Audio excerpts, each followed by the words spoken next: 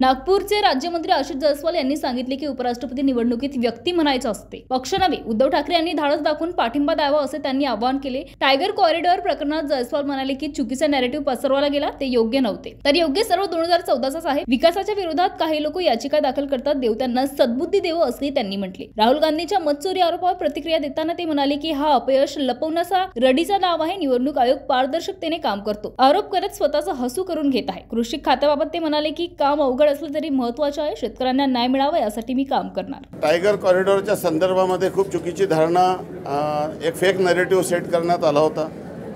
2014ला tiger corridor atlas झाला, जे पूर्ण देशात लागू आहे। आणि 2014चा टायगर कॉरिडॉर ॲटलासमुळेच महाराष्ट्राचा जो किंवा देशामध्ये जो परिवेश पोर्टल आहे, ज्यामध्ये एन्व्हायरमेंट वाईल्डलाईफ क्लिअरन्स घ्यावा लागतो, त्यात प्रस्ताव सादर करावा लागतो। परंतु महाराष्ट्र सरकारने 2016मध्ये ईस्टर्न विदर्भ लँडस्केप आणि 2021मध्ये टेलिमेट्रिक सर्वे केला।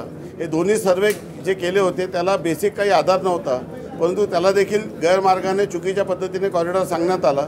आणि जे प्रकल्प 2016 आणि 2021च्या सर्वेमध्ये आले त्याला देखील कॉरिडॉर म्हणून ट्रीट करण्यात आला, जेव्हा की परिवेश पोर्टल त्याला ॲक्सेप्ट करत नव्हतं। तर माननीय देवेंद्रजी यांच्यासोबतची स्टेट वाईल्डलाईफ बोर्डची मीटिंग झाली, त्या मीटिंगमध्ये हा मुद्दा मी उपस्थित केला होता आणि सांगितलं होतं की कॉरिडॉरची व्याख्या देशभरात वेगवेगळी राहू शकत नाही आणि महाराष्ट्राच्या आतमध्ये विदर्भात वेगळी आणि वेगळ्या भागात वेगळी अशी राहू शकत नाही, ती अक्रॉस इंडिया सारखी असली पाहिजे। आणि ते त्यांनी मान्य केलं आणि परिवेश पोर्टलमध्ये आणि जे 2014चा जो ॲटलास सर्वे आहे त्यामध्ये असलेला कॉरिडॉरच योग्य आहे। आणि महाराष्ट्रातून मध्य प्रदेशला आपण गेलो किंवा तेलंगणाला गेलो किंवा छत्तीसगडला गेलो तर कॉरिडॉरची डेफिनेशन बदलू शकत नाही, ती अक्रॉस इंडिया सारखीच हवी आहे। भूमिका आपण घेतली, ती त्यांनी मान्य केली आणि नॅशनल बोर्ड ऑफ वाईल्डलाईफच्या स्टँडिंग कमिटीने देखील तशा पद्धतीच्या सूचना दिलेल्या आहे। जरी या संदर्भात उच्च न्यायालयात याचिका दाखल झाली आहे, परंतु मला विश्वास आहे की न्यायालय न्याय करेल आणि चुकीचा कॉरिडॉर जे काही लोकांनी दाखवून लोकांना प्रकल्प दुसऱ्या भागात डायव्हर्ट करण्याचा आणि विदर्भाचा विकास थांबवण्याचा जो प्रयत्न होता तो कुठल्याही परिस्थितीत यशस्वी होणार नाही। काही लोक कदाचित वेगळ्या कारणासाठी अशा पद्धतीची याचिका दाखल करतात, परमेश्वराने त्याला सद्बुद्धी द्यावी अशी विनंती। यामध्ये याचिकाकर्त्यांचं असं म्हणणं आहे की तुम्ही आपल्या अधिकार क्षेत्रात नसताना कॉरिडॉर संदर्भात निर्णय घेतले। माझी भावना या संदर्भात अशी आहे की या संदर्भामध्ये ओपन डिबेट केली तर मी त्या डिबेटला तयार आहे। वोट चोरी मतचोरीबाबत राहुल गांधी यांनी प्रश्न उपस्थित केला, यात्राही काढली आहे, निवडणूक आयोगाने 7 दिवसाचा मुदत दिलेली आहे, कसं बघता तुम्ही याच्याकडे? काय झालं, आपलं अपयश लापवण्यासाठी हा रडीचा डाव आहे।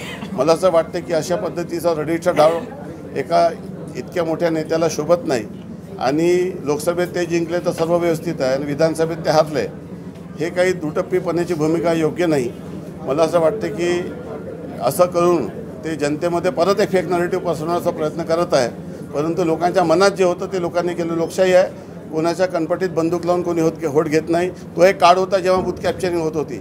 आता निवडणूक आयोग इतक्या पारदर्शक पद्धतीने काम करत आहे, परंतु आपलं अपयश, आपल्या नेतृत्वाचं अपयश लपवण्यासाठी हा जो केविलवाना प्रयत्न आहे स्वतःचा हास्य करून घेतात। भाऊ, एक प्रश्न असा आहे, आता एक मुलाखत अशी आली आहे, कृषी मंत्री सध्याचे जे आहे ते म्हणत आहेत की कृषी मंत्रालय खूप अवघड मंत्रालय आहे, तुम्ही कृषी राज्यमंत्री आहे, त्यामुळे कृषी मंत्रालय चालवणं हे कसं आहे, काय तुमचं? जे काम अवघड असते तेच करणं योग्य असते।